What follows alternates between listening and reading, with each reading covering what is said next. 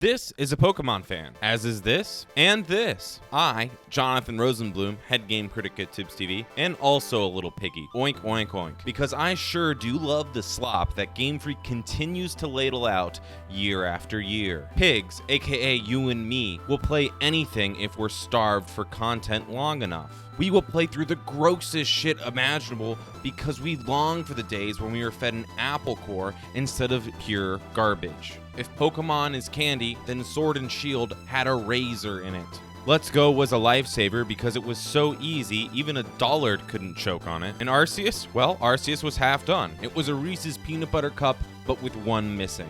So here we are, hungry pigs, waiting for the slop to pour from Game Freak's ladle, in the hopes that we get something satisfying, get the tasty food we've been promised since the Switch came out. But then they took a massive shit in it. I play a lot of garbage, and I love playing games at 15 frames a second because I love playing on my Switch while watching a show on the TV, all because I'm too poor to afford an Adderall prescription. I've seen the worst performance on Switch, and I've seen the best. And this is the new worst. It is just patently broken.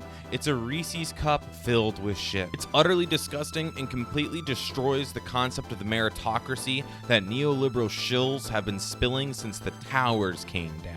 But here's the best part about being a Pokemon fan. You don't care.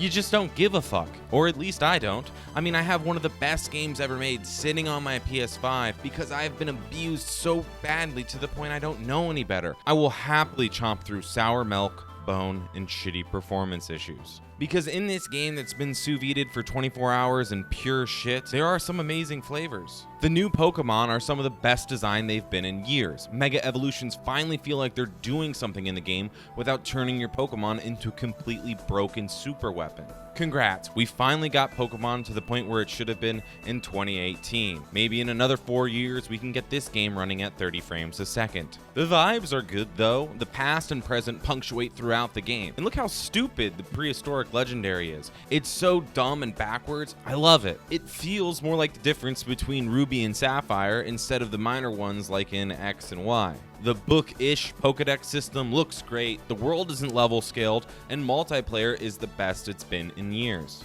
The classes at the school are actually kinda neat and helpful for newcomers, and the same person who designed the new Pokemon must have also designed the gym leaders, because they're awesome with the itty-bitty-titty goth GF, the average American high schooler, and just a regular guy. But to say that this game is anywhere close to the franchise should be in 2022 is just wrong. I mean, just look at Digital Foundry's video on it. There are purely technical problems with this game, and even without the bugs, there are some truly horrible choices in gameplay. For each cool gym leader, there is a horrible minigame that is nowhere near as fun as the worst puzzles of older gyms. The Pokemon in the world might not be level scaled, but the gyms should be. In its current form, you can run straight to the 8th gym, true, but at the same time you're going to be going up against so much stronger Pokemon. The result is that in this open world, there are really only 2 paths to take. The game is also, still, so easy, but it's a children's game, so we're going to kind of wave that one away.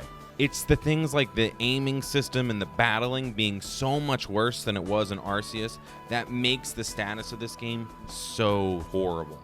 And yet, as a Pokemon fan, it turns out I really don't give a hoot. And what does that say about me? About my life? About the fact that year after year, I build a small team of 6 monsters from the comfort of my bed and feel a small spark of joy each time one of them evolves. And I talked about this in the last games video. You don't play Pokemon because the games are good. You play them because they're Pokemon. And you're a Pokemon master. You get to bitch about the horrible new games, cherish the old ones, and dream about the games that are never ever gonna get made. And whether these conversations took place on the bus in 6th grade or online now, calling a 6th grader's mother a whore because they had the audacity to one-hit KO one of your starters. Either way, you're a piggy and you're gonna love this slop. I know I will. With the game standard here at Tibbs TV, I'm Jonathan Rosenblum.